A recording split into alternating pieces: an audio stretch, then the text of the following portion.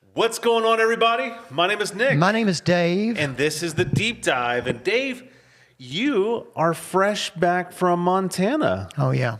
How was it out west? It was wonderful. It was a great trip. Yeah. Great group of folks I traveled with. It's my clergy group, my ACE group. There's 6 of us total, and been deep friends with them for many years, shared a lot of things. And so we went out to Montana to kind of trace the Lewis and Clark trail through Montana, and learned a whole bunch, and came back with, and I knew I loaded up before I left because I knew I was going to see stuff that's going to be good for preaching and teaching, and so So you're saying it'll be coming to the podcast soon? Yeah, yes, even as early as next week, because I came back with this intention of writing this new series that we're launching into this fall. More about that. Let's get started with the podcast. Yeah, okay. We got to get the credits rolled for sure. Yeah, let's do it.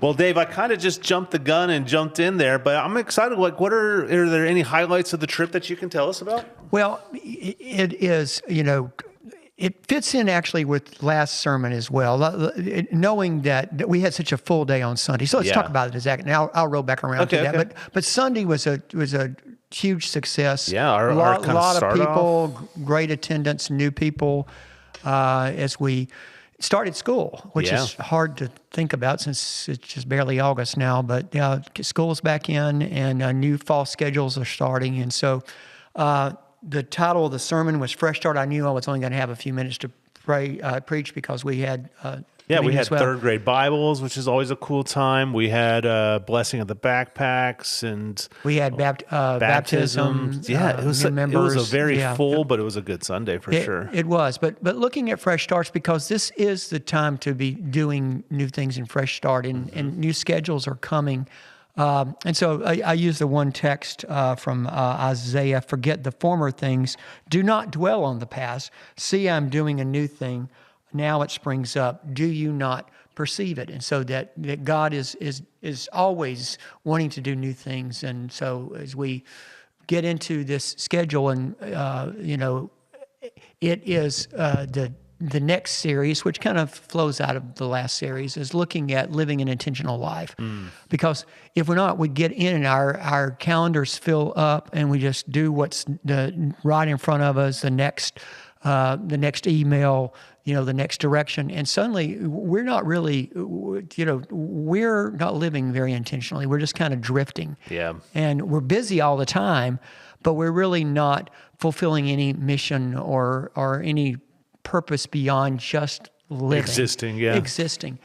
And so I want us to look, clearly at that as we go through this next series called the Expedition, and look at life as sort of traveling. We're all on a journey somewhere, but what kind of people are we becoming as we're on this journey, and are we trusting God on the paths and steps of the journey? So, starting last Sunday, we began to talk about fresh starts, and there is something about this time of year. The first day.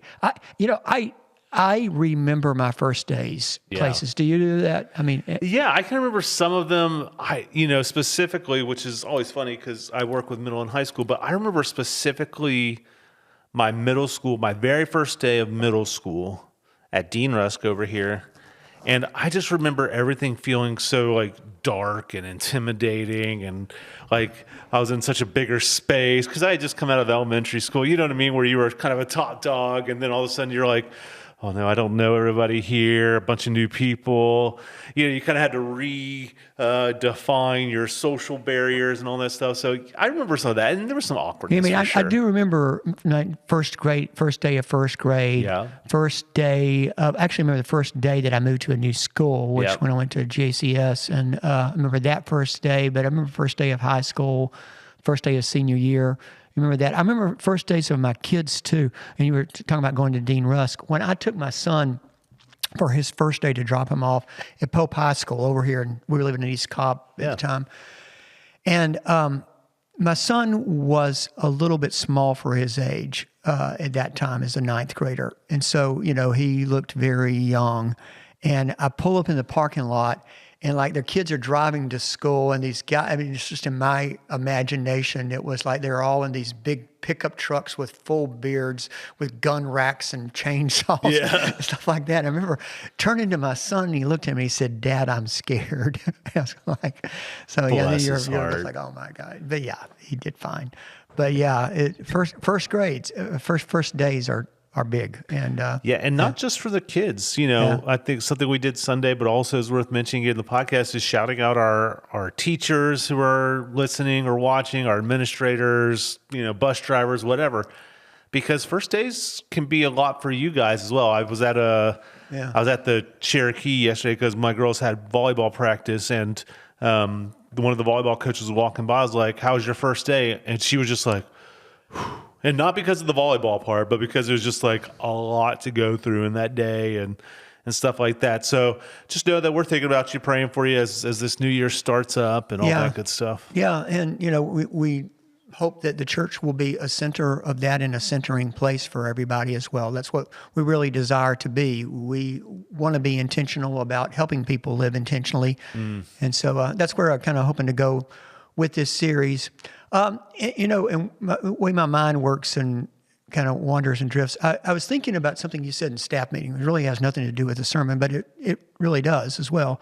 And you were talking about this group that you're with. Can you share a little bit about the group and their background and sure. their church journey and where they find themselves now? Because I think it does apply to where we are. So I started a small group with a few guys that I've known since high school, and some of their buddies and siblings and stuff like that. And they just I guess they had a group that they started doing around COVID, that they started kind of talking, and they realized they kind of wanted to expand it, and I graciously got an invite. So you're talking about starting new things. This is something new that I started in one of my rhythms, and it was such a cool time kind of getting to, re-engage with these guys. And it's very evident, we're talking through a book called Rethinking God with Tacos. Yeah. And it's very evident that,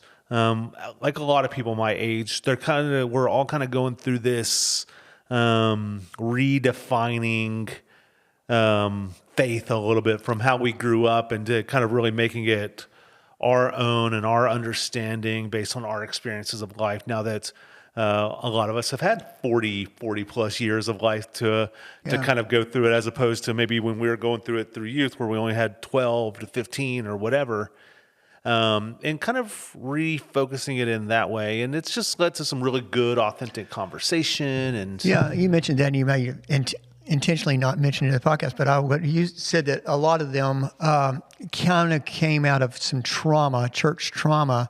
Yeah, it was very evident so we did like a quick intro of just hey, who are you? Where you been? What's kind of been going on in life? And it just was very evident that there had been some church trauma in their lives in the past. And to those years when youth group, it was all about numbers and big and all that kind of stuff, where we were putting our emphasis at that time, because I have children that are about your age, and and it's not something. And the reason I was thinking about was just in terms of who we see coming to the church, and like regardless, I mean, whether we have a retired person or a young adult with a family, there are a lot of people that are coming with maybe some baggage from other churches or from their past, but faith is important to them. They're trying to discover faith or rediscover faith or reimagine how their faith is going to work, because there was at least something they got that was important, that was eternal,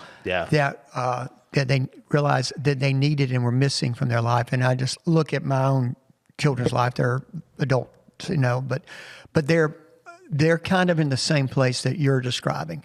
They're trying to make faith work for them in this new season of their life. Well, the thing I think I'm thankful for, and with these guys, but also a lot of other peers, is that they're not happy enough with it just being like, well, I guess I don't agree with some of this stuff anymore, and I'm leaving. They're really trying to make sense of it because they still find value in that. Yeah. And I think that's such a very beautiful place to still be. So there's definitely things, and I can speak in my own life, some things that I've learned along the way that have really stuck. And there's some things that I realized like, oh, that probably wasn't the healthiest version of what I come to know Christianity as. You know what I mean? And being able to kind of work through and discern those things and then kind of move forward in a way is really such a beautiful practice. And I think you mentioned it well, that, people coming through the church doors,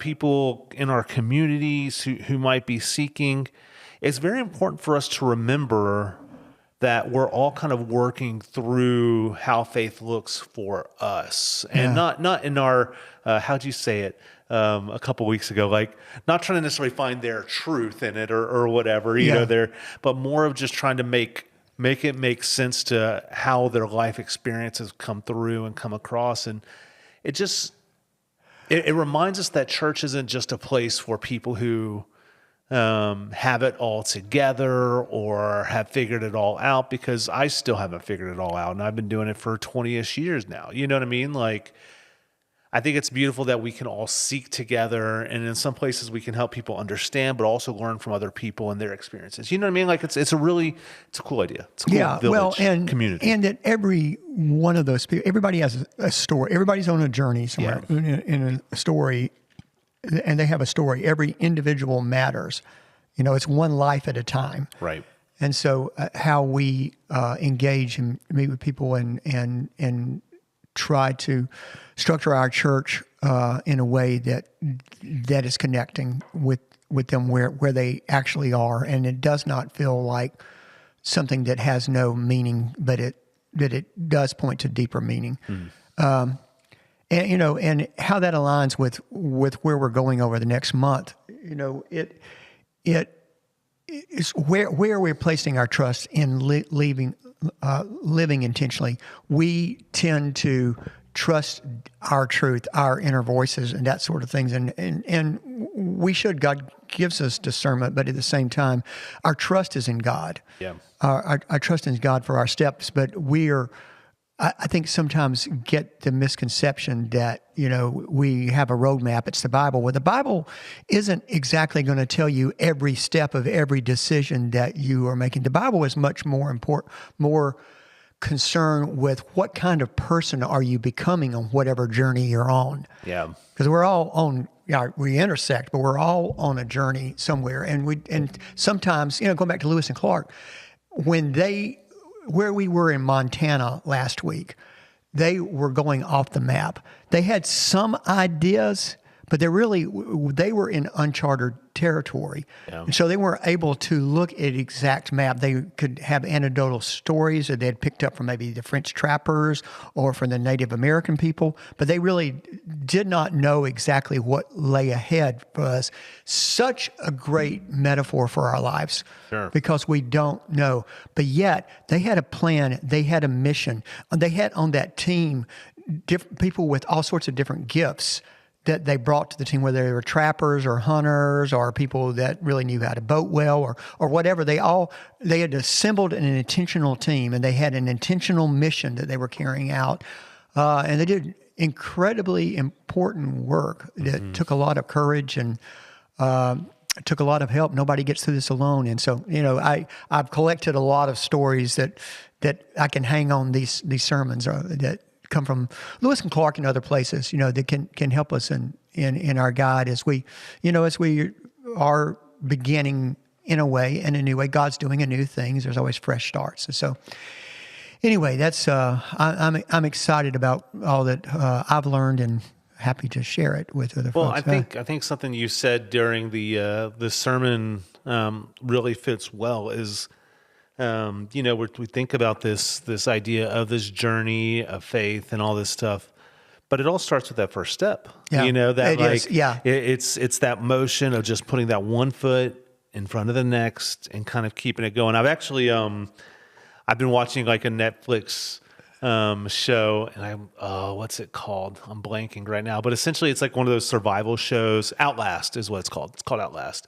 And they always kind of get to this final mission where they have to do this long trek. And, they've been living in like the wilderness of Alaska and already tired, kind of beat up. And you hear a lot of them as they're on these like long treks, they go, just pace yourself and 1 foot in front of the next. And how telling of that is probably for Lewis and Clark, how telling is that for us in our faith journey is sometimes it's just keeping up enough energy to put that 1 foot in front of the next and making sure you have people beside you who are like, hey, I know you're tired.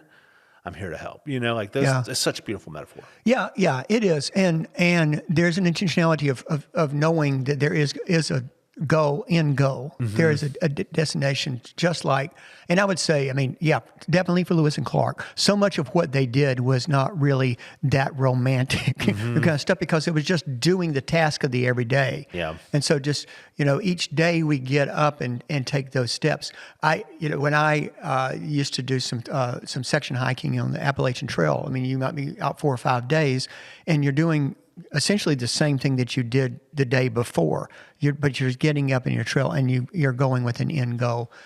And so, what are our end goals of what we're becoming and what we want to accomplish in our lives, and how does God lead in that? It's where we're trying to find that sweet spot. That's where we're going.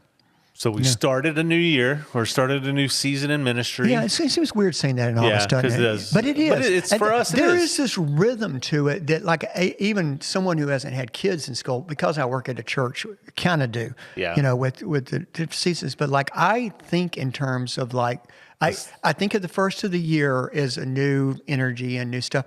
And we've talked about that before.